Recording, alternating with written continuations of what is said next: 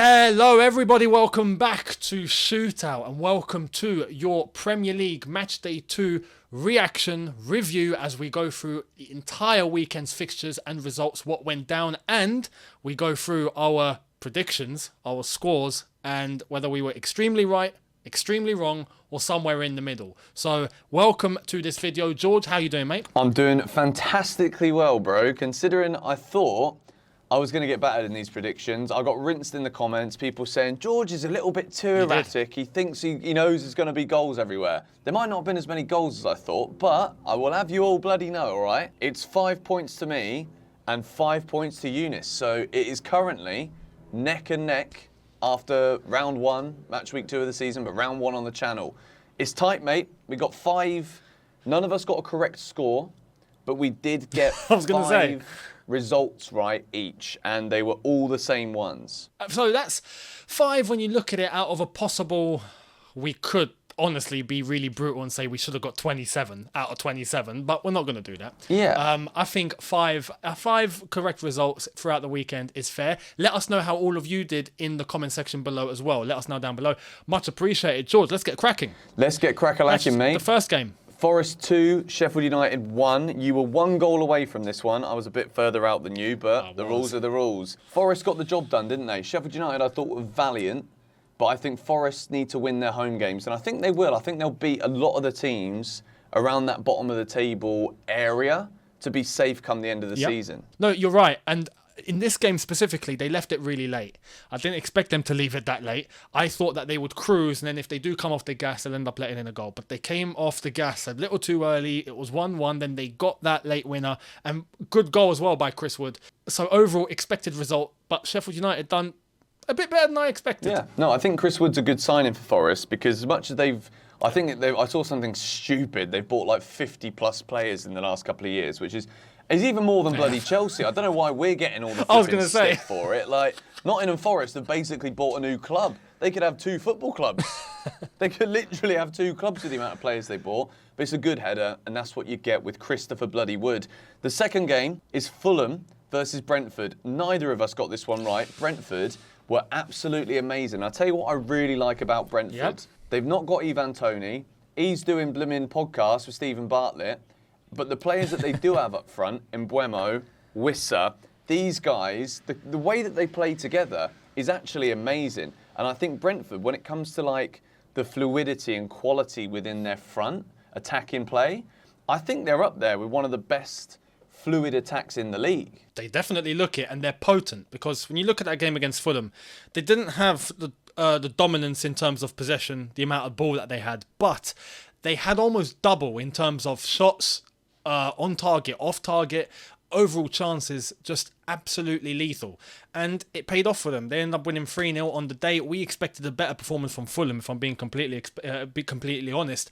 But Brentford on the day, fantastic. And as you said, without Ivan Toney, and he's off doing podcasts saying that he wants to join Arsenal and he's a fan of Liverpool and whatnot. Mate, Brentford are probably just getting on with it, and it's looking good for him. Yeah, I wouldn't be bothered. If I was Thomas Frank, I'd be like, right, if he wants to go and do that when he's been banned for clearly breaking rules that you're just not allowed to bet in football, especially against your own bloody team, let him flirt with Liverpool. Let him flirt with Arsenal. The only thing I will say is I'm kind of gutted, because I would love Ivan Toney at Chelsea. But we'll move from that. We're not gonna complain too much. We have bought Caicedo, and we bought Lavia, and we're buying more. So stay tuned. We're buying more. We are. It's not stopping. No. Liverpool 3, Bournemouth 1.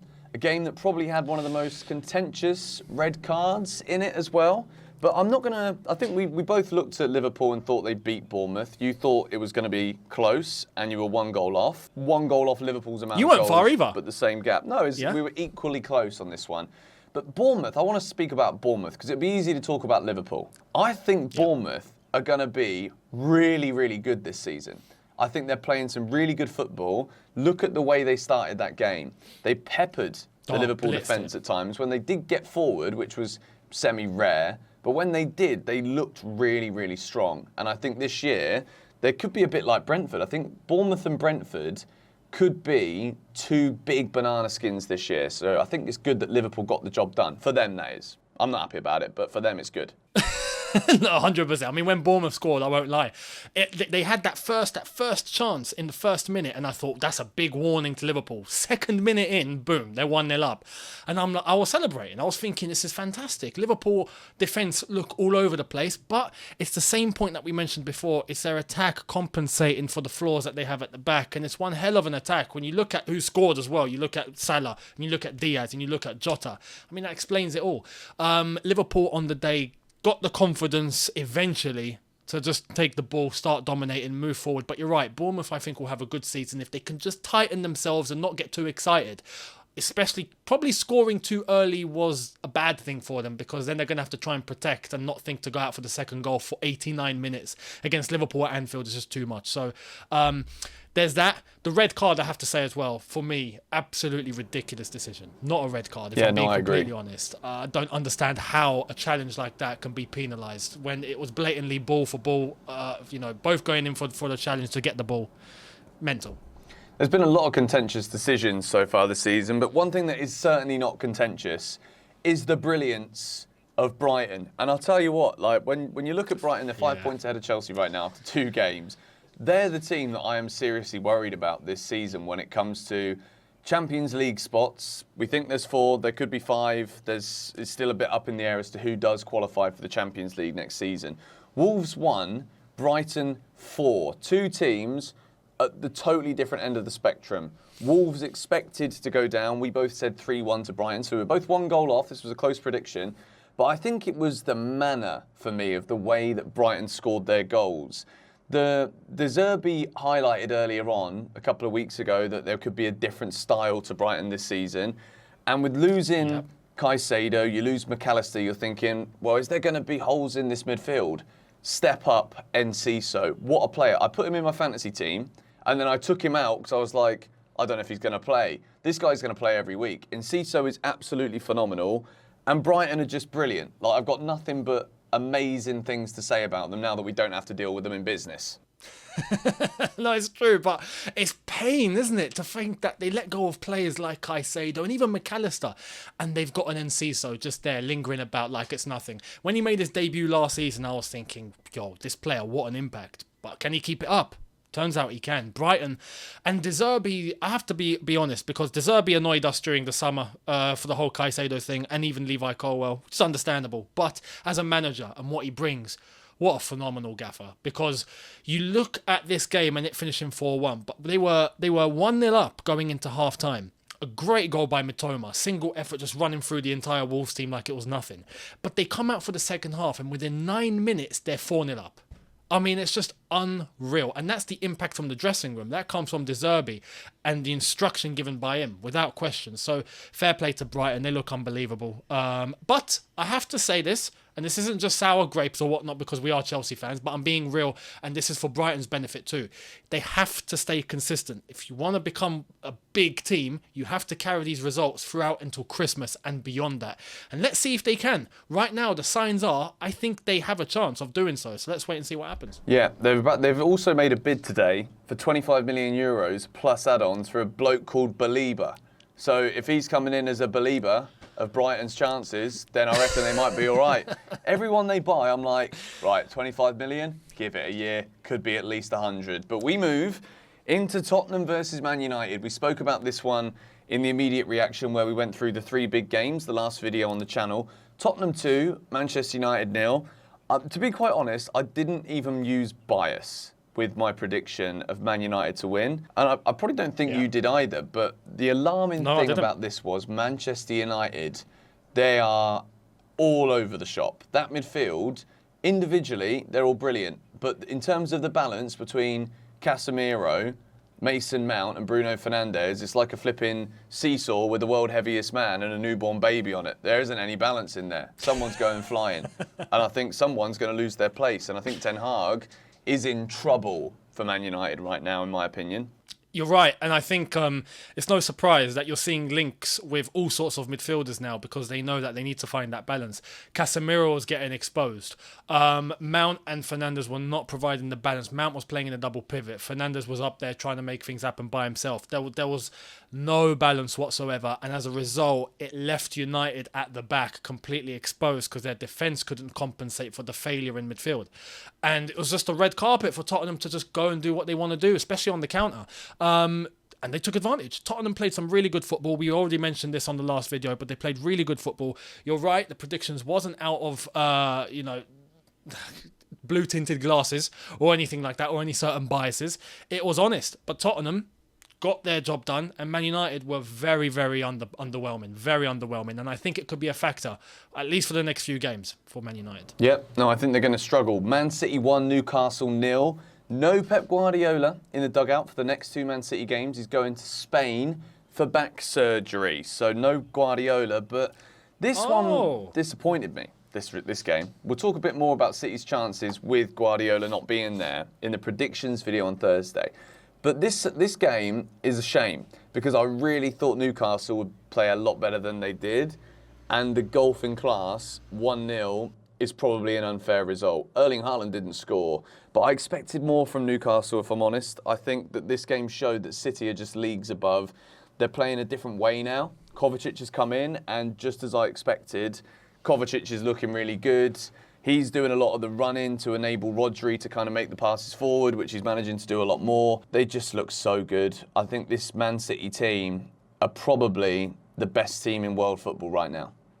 They have the balance and they have everything that you need. But you're right, in terms of the game itself, Newcastle scared going forward, given too much respect, as we mentioned on the last video. I think it was more down to Newcastle not really going for it in the attack and making some really silly individual errors, very, very costly, unforced mistakes that probably cost them. In defence, they were tight. They were good. They were holding City back. You're going to concede against a team like City, probably, even if you're Newcastle. So that was expected. But Newcastle up top, I think, could have done more. And that's where, for me, the game was lost. But Man City, great goal overall. Great chances, the ball moving forward and the way that they're just able to use the players that they have, like a Kovacic who's come in. They've added more balance now on the right-hand side because they got Jeremy Doku coming in. That's a done deal. So it's just looking good for Manchester City. They needed to get some guys in to compensate for the ones that they've left. And the result against Newcastle was an example of them clawing out a result when it's needed. Good result, 1-0 win, clean sheet once more. Aston Villa. They desperately needed a result. They were battered at Newcastle. People were thinking that Aston Villa might finish ahead of Newcastle. I still think they will. I still think Villa finish ahead of Newcastle this season. But they were battered at St James's Park. But they battered like a fish in a chippy. They battered Everton 4-0 on, I think it was Saturday or maybe Sunday. I think it was Sunday. But what a performance from Aston Villa.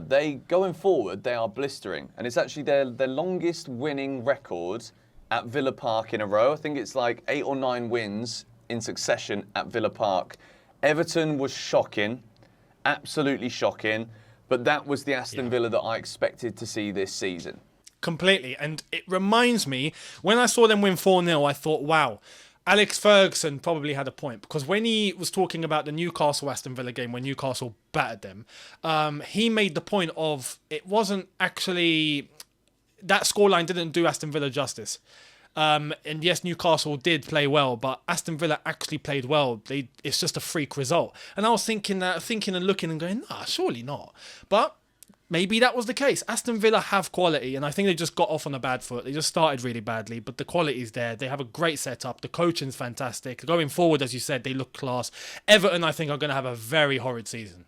They might go down. I don't think they will. I think they'll survive just, again, by the cusp of it, but they're going to have a bad season, I reckon. So Aston Villa 4-0 is a deserved result, hands down. Yeah, I think Everton are just one of those teams that you flirt with relegation for so long, and they'll either be down by like March this year because it's just like, all right, we hold our hands up, we're rubbish, we got a beautiful new stadium next to a lovely river, but like, I'm sorry, but we're just not going to do anything. We're going to be selling tickets to Huddersfield in the Championship, or they're going to do a madness and manage to somehow claw a few results together. Just wait till Chelsea go to Goodison Park. That'll be a good opportunity for 3 points for them. Speaking of the bloody Devils, I was going to say. Oh goodness me! We have to talk about it briefly again. But tomorrow's video is a brand new Chelsea series here on the channel. We are going to have one dedicated video at least every week that is a pure Chelsea video. We won't tell you what it is yet, but it's coming tomorrow. West Ham 3, Chelsea 1, 10 men, West Ham United. I'll just speak about West Ham, shall I? I thought the best player on the pitch was Go the player for who it. got sent off. And then he got sent off, and I thought, well, it's all right. Because Chelsea are going to bring, well, we had Caicedo on the pitch. I'm like, it's all right. Just bring the big dogs on. No, there's no such thing as a big dog right now at Chelsea Football Club. Mudryk shoots behind him. Flipping. The only shot we had of note was a deflected shot into the palms of Areola for a corner. It was just awful, wasn't it, Eunice? Like, should we just agree to disagree or just agree to agree? No, agree to agree, and had some more agree on it. I mean, West Ham started off brilliantly. Chelsea started off slow again. There's 2 games in a row where they start off slow and then get into the rhythm, and we did get into the rhythm when Chukwuemeka scored that goal. Great goal. But at 1-1, I thought, okay, we're going to pick ourselves up. We're going to get the result. We ended up missing the penalty, and that was a turning point. Chukwuemeka getting injured, that's where the game was lost for me. Is where Chukwuemeka came off and we couldn't really compensate for a number 10. Big hole in the middle. Mudryk comes on, has a clanger. Caicedo comes on, has a clanger. Players look lost. They look like they don't know how to pass a ball, kick a ball. Potter's tactics went out the window. I mean, it was just a calamity overall and a reminder of last season. But West Ham were very patient, very together. They wanted it more, I feel like. They showed that physically and mentally. Antonio and his goal for the second, just absolutely roaming with the mistakes in defence, puts it in the bottom corner. Paqueta with the penalty and showing that he's still an iron. And even with the red card, West Ham was still looking likely to win the game, and they did get the 3rd goal. So it's annoying. I don't think it's the be-all and end-all of Chelsea. I think it's just one of those days overall, if I'm honest. But there's things to fix, and I hope Chelsea can fix them quick. No, I agree. One team scored their penalties, one team missed them. Chelsea missed them, Arsenal do not. Martin Odegaard, who Mikel Arteta didn't think was going to take that penalty. Odegaard scores the only goal of the game to win for Arsenal on a Monday night at Crystal Palace. For me, this is massive. They played the last 23 minutes of the game with 10 men. Tomiyasu was sent off. Yep. This, to me, is the kind of result that just proves any Arsenal doubters that there may be for whether or not they can sustain what they put together last season. This is the answer for me. They've played 2 games. They've won 2 matches. They've not really played that well in either of them. And that is what champions do. So as much as I still think City will win the league, I think Arsenal showed in that game last night that they can be rugged, dogged, they can grind out results, and that's exactly what you need to do at the very, very top. You're right, and they looked a little bit more mature. They looked like they were a little bit more ruthless, and they had to be, because at the end of last season, they were getting a bit too complacent, a bit too nice. And Declan Rice's performance last night, I thought, was stellar. He got man of the match. But on top of that, it was a weirdly even game. Palace had the chances. They were putting it to Arsenal and putting them to the sword. It's just a case of couldn't finish. And Arsenal, look, it's those sort of performances that end up winning you the title, where you have to have your back against the wall. You still go for it. You still launch those counters. You still get the goal that you need. You still defend. You claw it out to the very end, and you get that result no matter what. Fair play to Palace. I thought they played really well. For a Roy Hodgson team, I thought they were class. But they couldn't put it in the net. Arsenal efficient, moving the ball forward, dangerous areas. They had a good flow about them. And they got the result. So honestly, fair play to them. Even with 10 men, they clawed it out. And that is what you need to do if you want to become champions. Kai Havertz is a left-sided 8 as well. The thing that never was at Chelsea. Couldn't work there. Will it work at Arsenal throughout the season? We will find out. It's 5-5. 5 for me. 5 for Eunice. This has been your reaction to the Premier League results of the weekend. A great weekend of football. This week, we begin with Chelsea on Friday night, home to Luton. So your Premier League predictions video here on Shootout is going to be uploaded on Thursday evening. Eunice, have you got anything to add before we wrap up what has been a beautiful review of the weekend's action? No, there we are. Just keep yourselves glued to the content that's dropping on here. You're going to be getting the first of many Chelsea hot and cold. So the Chelsea segment that will be on this channel, because we know that there's a loyal following that's come from our channels in order to see our opinion. So we're going to dedicate one just for all of those. And the Premier League predictions on Thursday will be a good one. Let's see who's going to get ahead in those scores. But let us know in the comment section below your scores so far, how you guys are doing in terms of your predictions. And thank you all so much for watching. Don't forget to hit the socials in the description, and we will see you on the next one. Boom.